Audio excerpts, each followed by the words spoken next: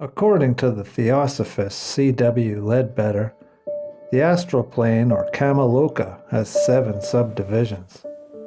The 7th division stands alone. It is the hell which was described in great detail in our first episode. Divisions 6, 5, and 4 form one class, and divisions 3, 2, and 1 another. Life in the 6th division is simply our ordinary life on this earth, minus the physical body and its necessities, while as it ascends through the 5th and 4th divisions, it becomes less and less material and is more and more withdrawn from our lower world and its interests. The scenery of these lower divisions, then, is that of the earth as we know it, but seen astrally. We will discuss the astral view in great detail in later episodes. From H.P.Blavatsky's Theosophical Glossary, we read that Kama Loka is the Hades of the ancient Greeks and the Amenti of the Egyptians, the land of silent shadows.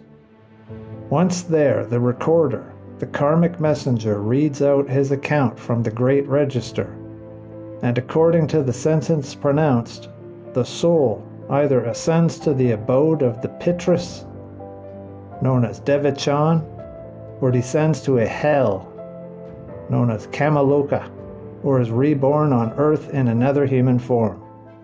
Cerberus, which came to the Greeks and Romans from Egypt and is the equivalent to the Egyptian Amenti, is the symbol of Kama Loka and its uncouth monsters, the cast-off shells of mortals. The anthrosophist Rudolf Steiner states that after death, the human being first goes through Kama Loka, the purification and the condition in which he gradually gets rid of the habits of earthly life and frees himself from his desires. It is actually only in its first stages that the journey through Kama Loka is often frightening and terrible. Later, the human goes through that period in Kama Loka when he has to purify himself from the more delicate connections with this earthly world. The sojourn in Kama Loka is not only important for the person in question. As we shall see, the activity of human beings in the higher conditions of Kama Loka can also be made use of in the world outside them. After Kama Loka, the human enters into the Devachan. So, if somebody dies at the age of 60, it can be said that he spends 20 years, a third of his past life in. As a rule, therefore, lasts until a human has rid himself of all the desires that still link him with the physical plane. This is one aspect of the period of, but we will study it from still another. Everything is experienced in reverse order.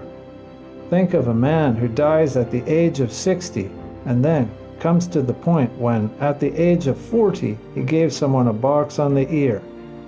Now, he experiences everything that the other person experienced. He is literally within the body of the other. The purpose of this is to impart to the soul what the tableau of memory cannot impart, namely, the experiences of pain and joy in retrospect. When this has been lived through, a kind of third corpse is discarded.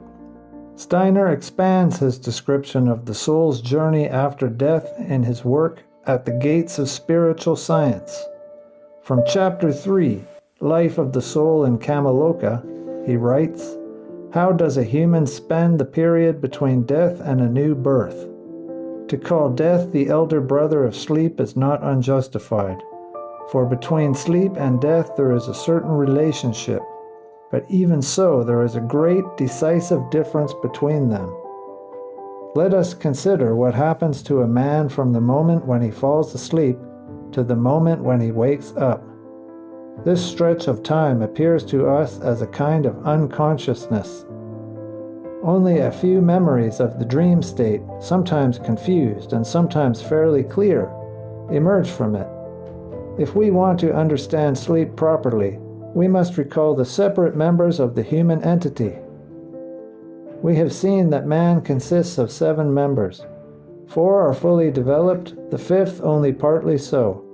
and of the sixth and seventh only the seed and outline so far exist. Thus we have the physical body which we can perceive with our ordinary senses, the etheric body which permeates the physical body with a delicate luminosity, the astral body, the ego body or consciousness body.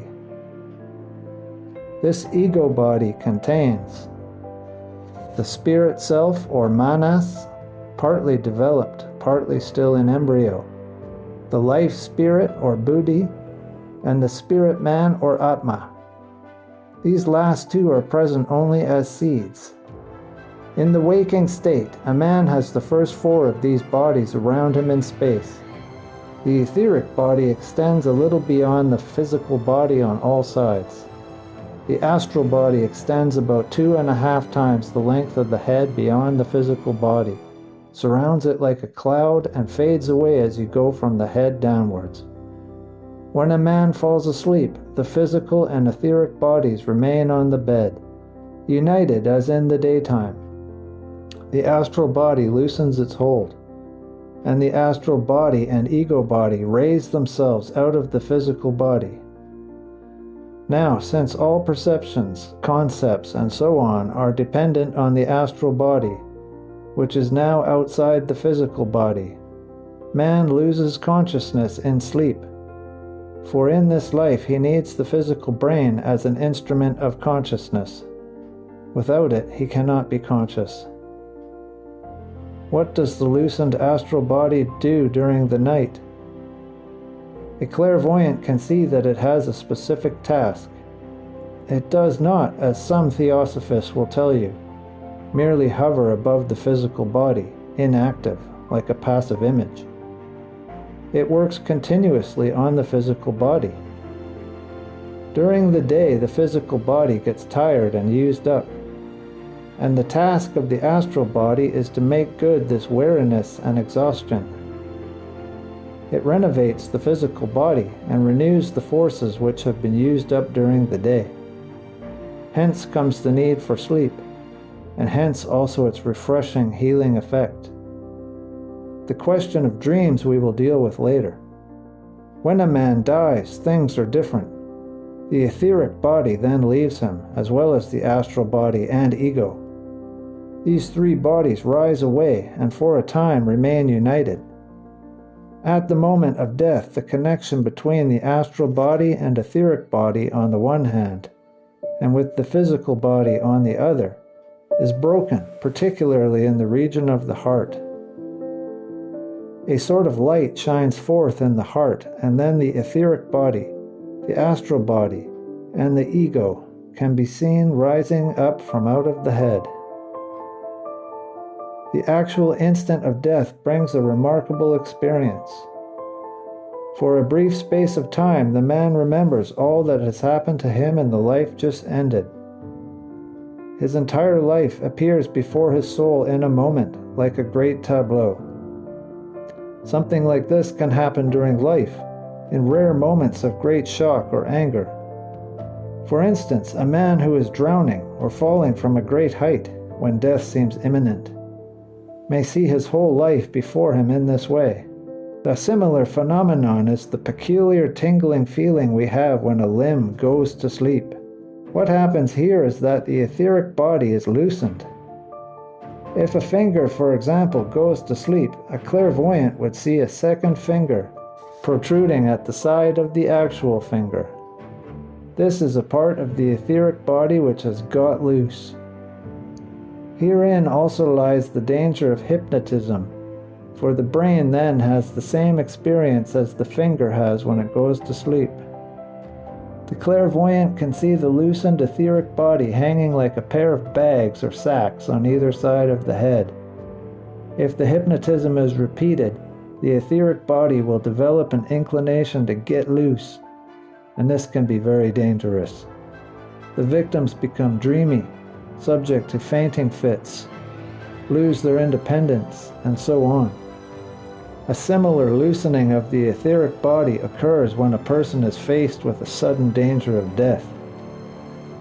The cause of this similarity is that the etheric body is the bearer of memory, The more strongly developed it is, the stronger a person's faculty of memory will be. While the etheric body is firmly rooted in the physical body, as normally it is, its vibrations cannot act on the brain sufficiently to become conscious, because the physical body with its coarser rhythms remains concealed. Because the physical body with its coarser rhythms conceals them. But in moments of deadly danger, the etheric body is loosened, and with its memories it detaches itself from the brain, and a man's whole life flashes before his soul. At such moments, everything that has been inscribed on the etheric body reappears. Hence also the recollection of the whole past life immediately after death. This lasts for some time until the etheric body separates from the astral body and the ego. With most people, the etheric body dissolves gradually into the world ether. With lowly, uneducated people, it dissolves slowly. With cultivated people, it dissolves quickly. With disciples or pupils, it dissolves slowly again, and the higher a man's development, the slower the process becomes, until finally a stage is reached when the etheric body dissolves no longer. In the case of ordinary men, then, we have two corpses of the physical and etheric bodies. We are left with the astral body and the ego. If we are to understand this condition, we must realize that in his earthly life, a man's consciousness depends entirely on his senses. Let us think away everything that comes to us through our senses. Without our eyes, absolute darkness. Without our ears, absolute silence. And no feeling of heat or cold without the appropriate senses. If we can clearly envisage what will remain when we are parted from all our physical organs, from everything that normally fills our daytime consciousness and enlivens the soul, from everything for which we have to be grateful to the body all day long, we shall begin to form some conception of what the condition of life is after death, when the two corpses have been laid aside. This condition is called Kama Loka, the place of desires. It is not some region set apart. Kama Loka is where we are, and the spirits of the dead are always hovering around us. But they are inaccessible to our physical senses. What then does a dead man feel? To take a simple example, suppose a man eats avidly and enjoys his food. The clairvoyant will see the satisfaction of his desire as a brownish-red thought form in the upper part of his astral body. Now suppose the man dies. What is left to him is his desire and capacity for enjoyment. To the physical part of a man belongs only the means of enjoyment. Thus we need gums and so forth in order to eat. The pleasure and the desire belong to the soul, and they survive after death. But the man no longer has any means of satisfying his desires, for the appropriate organs are absent. And this applies to all kinds of wishes and desires. He may want to look at some beautiful arrangements of colors, but he lacks eyes, or to listen to some harmonious music, but he lacks ears. How does the soul experience all this after death?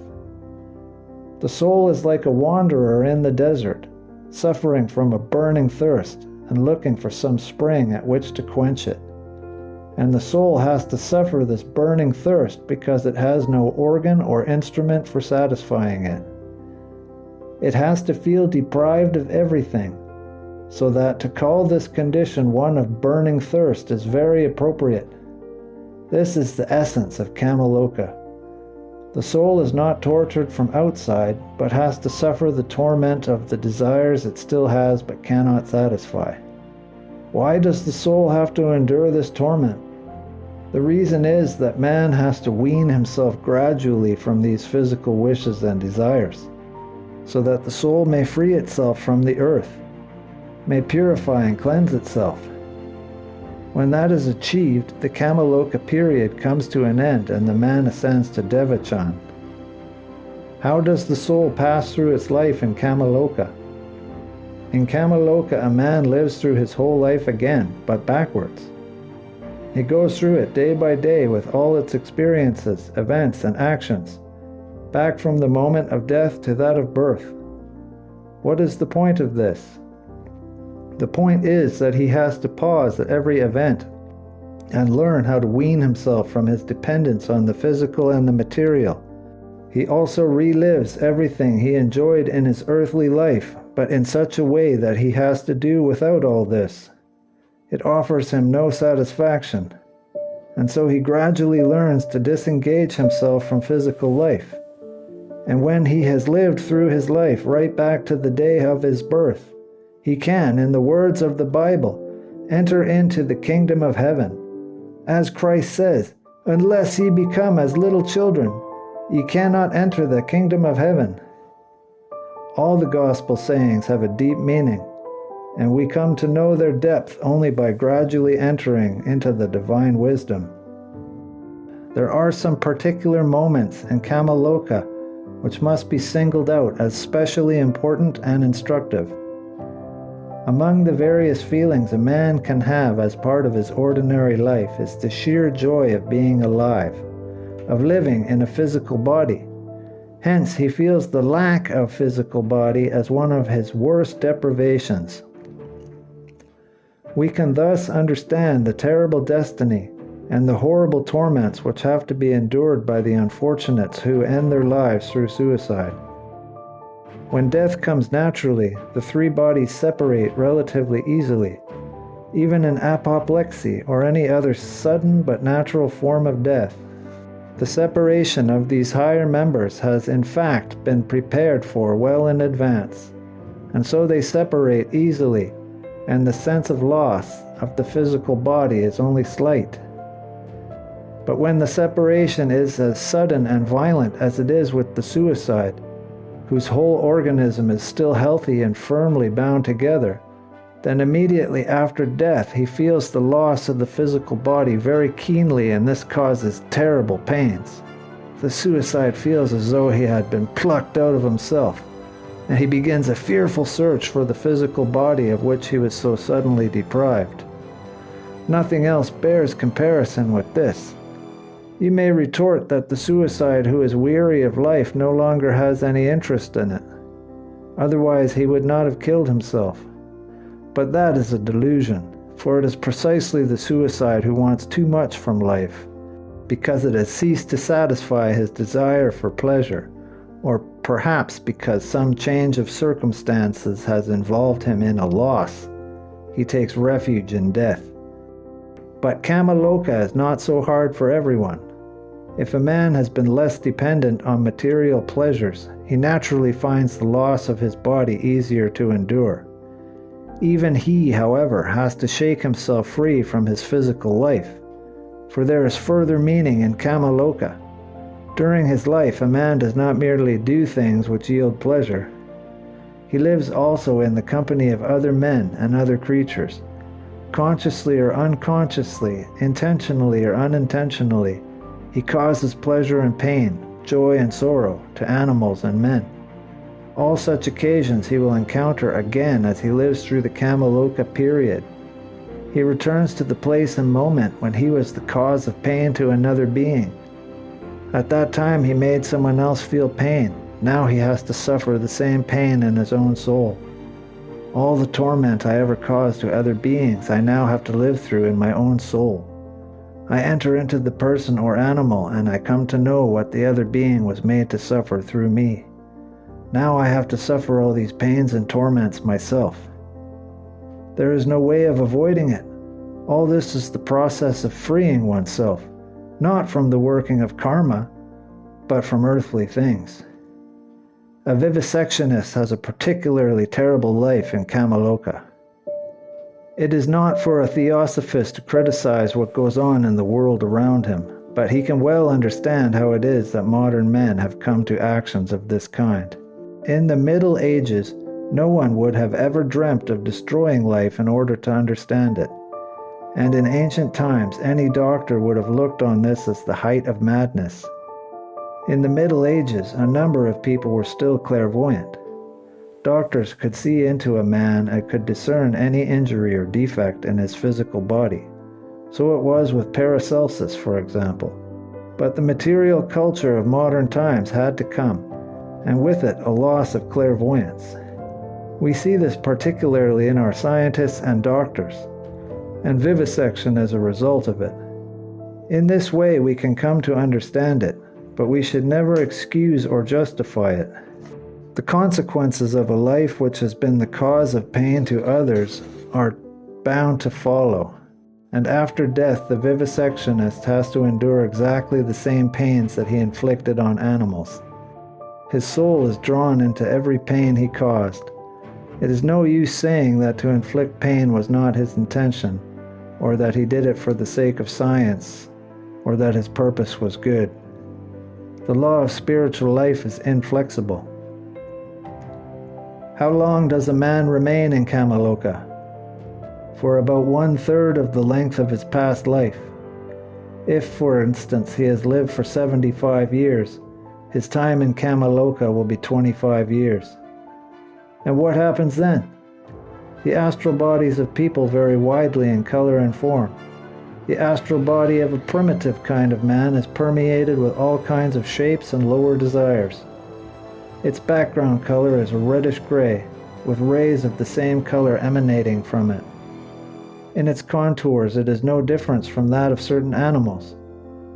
With a highly educated man, or an idealist such as Schiller, or a saint such as St. Francis of Assisi, things are quite different.